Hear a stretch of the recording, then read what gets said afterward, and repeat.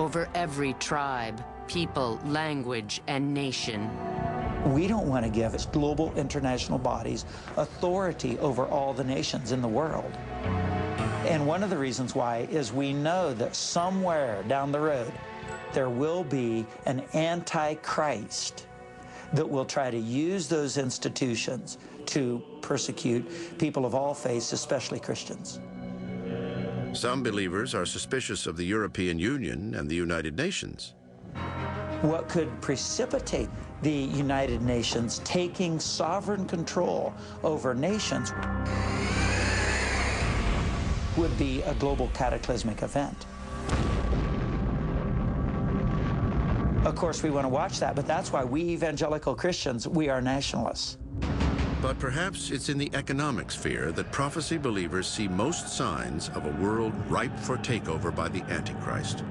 No one could buy or sell unless he had the mark, which is the name of the beast, or the number of his name. His number is 666. Prophecy believers have long seen this passage from Revelation as predictive of a one-world economy dominated by the Antichrist. This fear gained momentum early in the last century as economies grew more complex. Chain stores were part of the Antichrist's regime in the 1920s and 30s, which is strange because today we don't think of chain stores as being very threatening.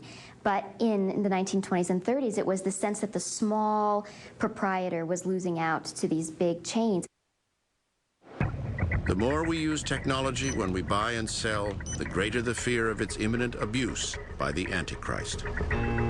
People could use barcode technology to use the power of the state to deny others their civil liberties, or use the power of the state to deny people their freedom of worship or their freedom of speech, or their freedom to purchase things in a store without it being somebody else's business.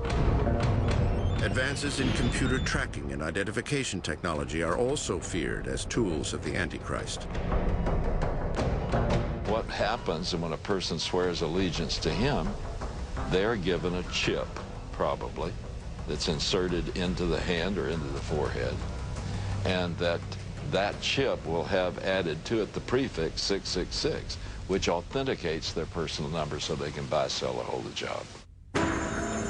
But academics look to the past for the meaning of this mysterious number of the beast. They believe the number 666 is the numeric value for the name Nero Caesar in Greek. That if you didn't go along with Rome, then you couldn't buy or sell, and it would hurt you economically. Interestingly, this big brother aspect of the Antichrist is also present in Islamic culture. Though Muslims don't visually depict religious figures, the Islamic parallel to the Antichrist, the Dajjal, is often described as a short, stout man with one eye. There seems to be some emphasis about the protruding eye. Some people say it could be reference to the television screen or to the computer, the internet, and so on. And though it may seem far-fetched in some ways, the idea of it being able to be widespread, very influential, seemingly good, yet deceptive, all these elements that are underlying the notion of the Dajjal.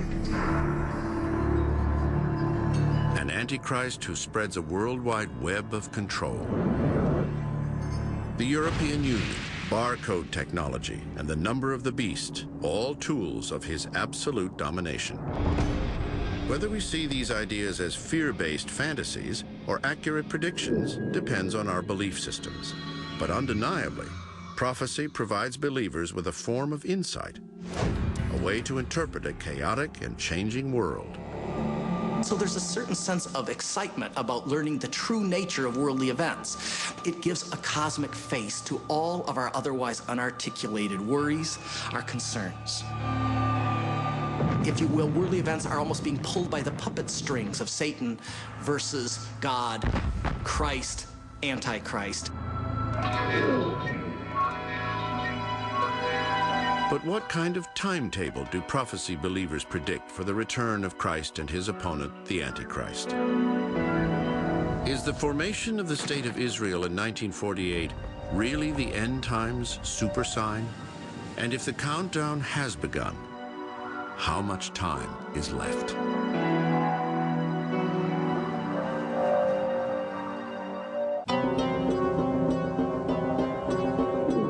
Since the time of Christ's departure, one question has been in the forefront of the minds of prophecy believers. When will Christ return to defeat the Antichrist and usher in the millennium? Many prophecy believers search the Bible for clues to the end of time. One prophetic concept has come to dominate their calculations. The rebirth of the state of Israel is the super sign. It's the sign amongst all others that suggests, man, we're really close. In future years, you will invade a land that has recovered from war, whose people were gathered from many nations to the mountains of Israel. For all of its history since the 1830s, dispensationalists were predicting the refounding of the state of Israel. Now, learn this lesson from the fig tree. As soon as its twigs get tender and its leaves come out, you know that summer is near.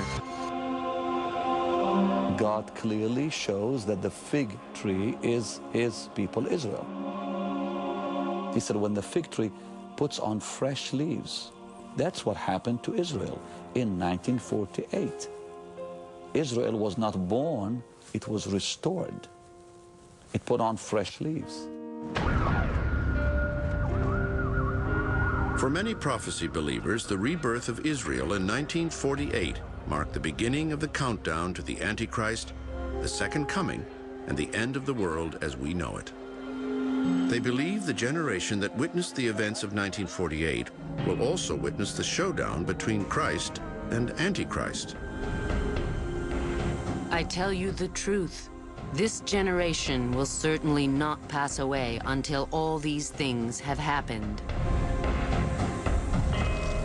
The things that Matthew refers to are wars, famines, earthquakes,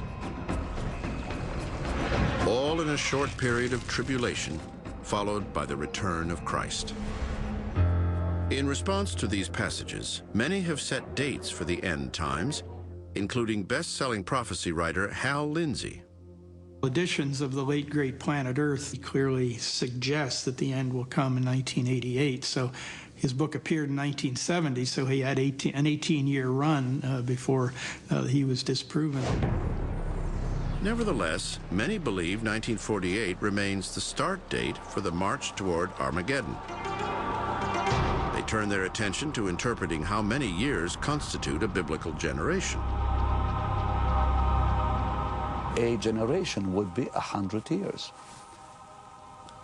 1948 was the beginning. So we are coming close to the close of this generation.